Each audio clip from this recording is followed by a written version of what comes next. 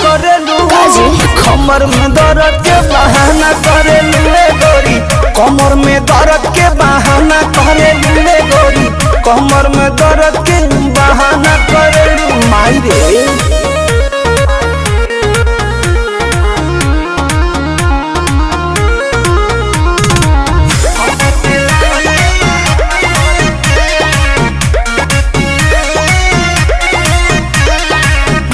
दुपहरिया में धरिया कवरिया में भागेलू कूद के ना आवेलू पजरिया में भागेलू कूद के ना आवेलू पजरिया में